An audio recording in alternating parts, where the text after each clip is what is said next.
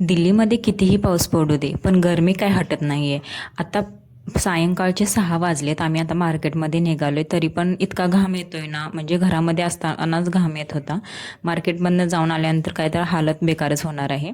आज आम्ही निघालो होतो मार्केटमध्ये सोनाराच्या दुकानामध्ये, कारण गावाकडून येतानाच ना ट्रेनमध्ये माझं कानातल्याचे जे खालचे हे असतात ना साखळी ती तुटली होती आणि आल्यानंतर मी 1 महिना तसाच बिना कानातल्याचंच वावरत होते. त्यामुळे म्हटलं कसं तर दिसतंय या कानात नाही घातलं की, म्हणून म्हटलं चला जोड तर देऊन येऊ म्हणून आज सोनाराच्या दुकानामध्ये आलो.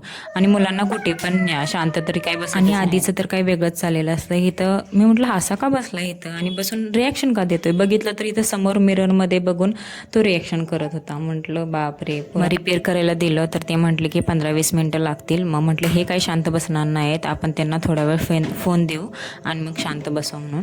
मग त्यांना थोडा वेळ फोन दिला बघण्यासाठी आणि मग शांत बसले थोड्या वेळ. मग त्याच्यानंतर मार्केटमध्ये गेले कारण की भाजीपाला पण घ्यायचा होता.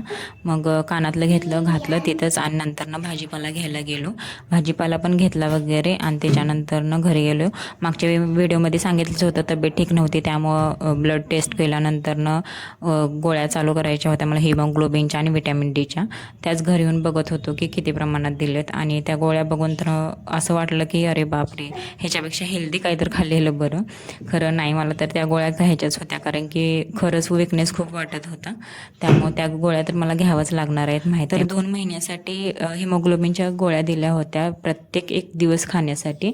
आणि हे पाऊच होते व्हिटॅमिन डीसाठी, ज्या की त्या आठवड्यातून एकदा घ्यायचे होते पाऊच. आणि असा होता माझा आजचा व्हिडिओ. तुम्हाला कसा वाटला मला कमेंटमध्ये नक्की सांगा. आपण भेटू नेक्स्ट व्हिडिओमध्ये. तोपर्यंत बाय.